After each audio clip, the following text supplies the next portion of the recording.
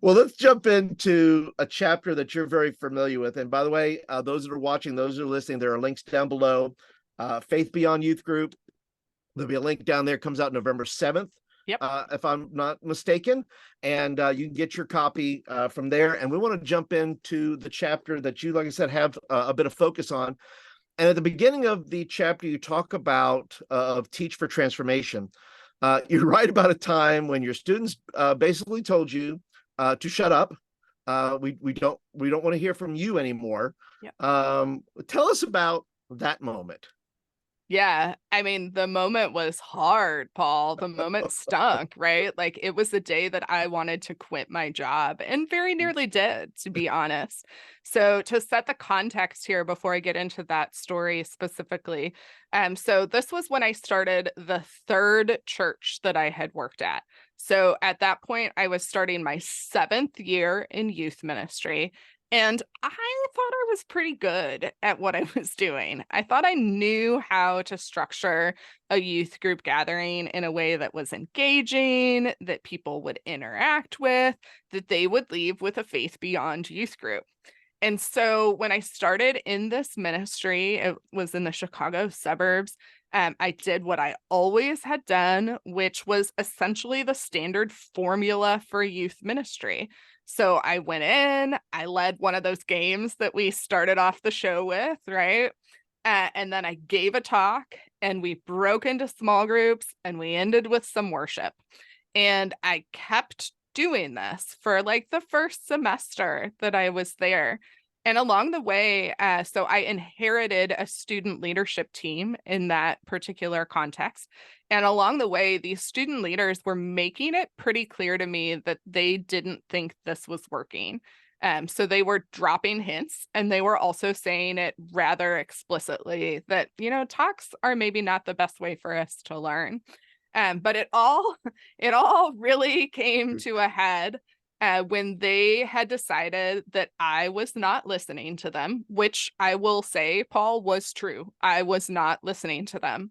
And so they went around me to my boss and essentially said, we don't like what Jen is doing. She's talking at us and we're not getting anything out of it. And so, my boss met with me. She met with this team of student leaders. She brought in other students who weren't involved in the student leadership team because she wanted to make sure it wasn't just an isolated few who were upset, right? Who were just missing the person before me who they had dearly loved, like all the typical youth ministry things, right? My boss did her homework and she did it well here.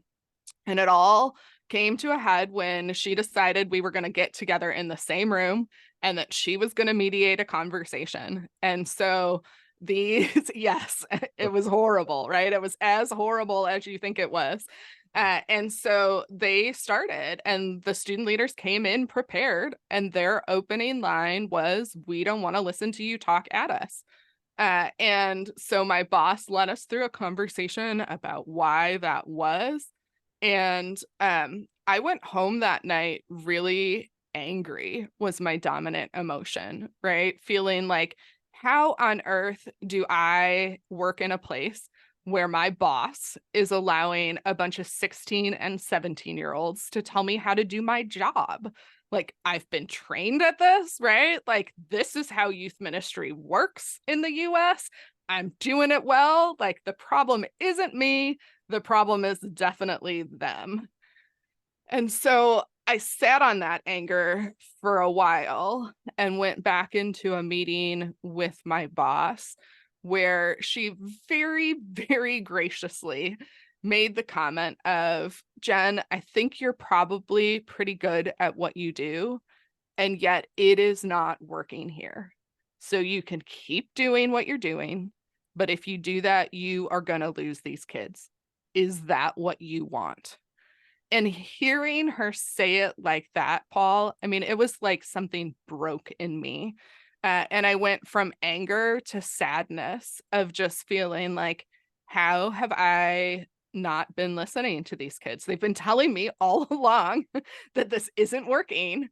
And yet I have just continued to do the same old talk that I have always done because it works everywhere else. So again, the problem isn't me, the problem is them. And so this really set me on this path, Paul, where I personally started really wrestling with what does it mean to actually teach effectively? How do we teach in a way that not only engages kids when they're in the room with us, but that actually lasts beyond that? And so imagine my surprise when more than 15 years later, right? I'm in the middle of this research project. And one of the things that we're seeing again and again is this sense of we've got to teach differently. These places that are forming character are not places where people are standing up and giving your standard talks. They are teaching for transformation, and it doesn't look like what we've always thought it looked like.